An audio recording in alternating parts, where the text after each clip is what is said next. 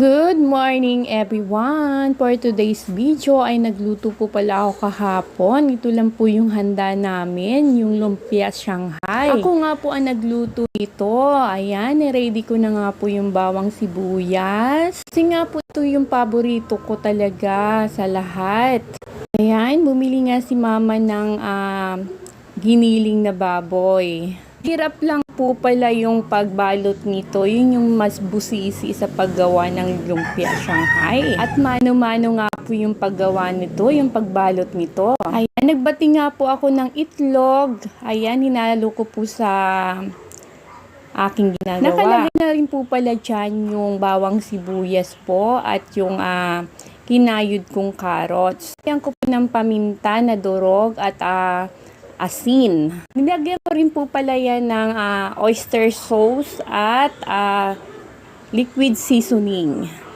Haluin lang mabuti yung ginawa mo at kung okay na po yung sangkap ay pwede nyo na pong balutin. Kaya nga po nang sabi ko ay mano-mano lang yung gagawin ko, so talagang matagal kong gawin kasi isa-isa. Ayan, at ipapakita ko nga po sa inyo kung paano yung procedure ng paggawa ko ng lumpia Shanghai. Ayan, magugupit nga po pala ako ng yung lumpia wrapper ay gugupitin ko sa magkabilang gilid. At wala po talaga siyang masasayang dyan. Lahat gamit. Nag-ready nga lang po ako ng tubig para panlak sa gagawin kong lumpia Shanghai. Ayan, at i-ready ko na nga po yung lumpia wrapper dyan. Ginupit ko po pala yung dalawang gilid dyan.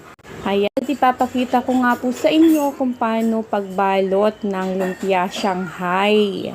Mabilis na gawin. Ganito po nga ang ginagawa ko pag ako gumagawa ng lumpia Shanghai. Pag kayo po ang nagluto ay gawin nyo lang po ito at napakadali lang po. Ayan, pero talagang mabusisi nga lang po at isa-isa, mano-mano po yung paggawa. Masarap nga po yan, ay talagang pinagtiyagaan ko, talagang gustong-gusto ko yan. Yan po yung handa namin ngayong New Year. Paulit-ulit ko nga lang pong ginawa yan hanggang matapos yung aking ginagawa at siguro nakagawa po ako dyan ng marami.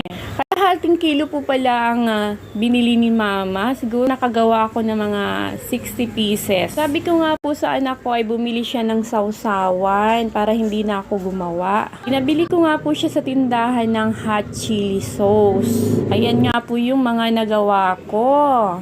Talaga namang napakadami. At paborito nga rin po yan ng mga bata kasi crispy siya. Ayan, nagsample na nga po ako. Unang salang ko po nga dyan. At medyo tinosted ko po talaga siya para masarap at crispy siya. Lutuin lang po natin ng mahinang apoy. Ayan, naka-anim na salang po siguro ako dyan. Ulit ko lang pong ginawa yan. Pinirito ko po siya hanggang maging crispy. Makikita nyo naman na pag brown na siya ay pwede na po yan. Hanguin na po natin. Yung panganay ko nga po ay panay ang silip dito sa akin. Hindi naman makapaghintay. Talagang kumuha na nga po siya. Yung unang salang ay kinuha niya lahat. Napakasarap naman nga nung sausawan at medyo maanghang. Sabi ng anak ko at sinubukan niya yung niluto ko ay talaga namang napakasarap. Medyo maranghang yung nagawa ko at dinamihan ko siya ng paminta. Na nga po, pangalawang salang na nga po at itatabi ko na nga po at baka maubos na naman ng mga anak ko at mamaya pa yan. Baka mamayang alas 12 ubos na po yung ginawa ko at panay ang kain ng mga bata at napaka-crispy nga po. Gumawa nga rin po ako ng prosperity bowl. At yun lang po yung pang-akit ng swerte sa ating buong taon. Basta nga po sama-sama ang pamilya at walang sakit ay okay na po yun. Panahon ngayon ay talagang napakahirap ng buhay. Pagbongga ka ng handa pag meron kang ihahanda, pero pag wala ay wag nang pilitin. Yan nga lang po yung nakayanan ng mama ko. Bumili siya ng kalahating kilong giniling at yan yung ginawa ko para marami. Basta ang importante ay may salo-salo pagdating ng alas 12.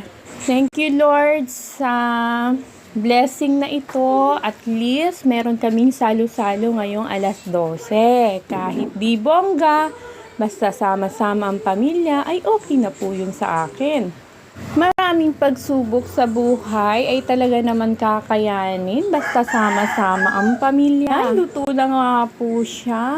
At marami na nga po akong naluto. Pero magsasalang pa rin po ako. Paulit-ulit lang po yung ginawa ko hanggang maluto po lahat. Ang napapansin ko nga po ngayong taon, parang napakahirap ng buhay.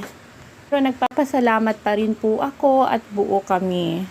Thank you Lord sa 2024 na pinaranas mo sa amin. At least meron kaming natutunan. Yan, luto na nga po siya lahat. At pinabili nga po akong sausawan. Ayan, hindi na po ako gumawa. Gustong-gusto nga po ng mga bata. Crispy siya. Talaga namang napakasarap ng lumpia Shanghai. Gawa na rin po kayo. At talaga namang napakasarap. Salamat po sa panonood.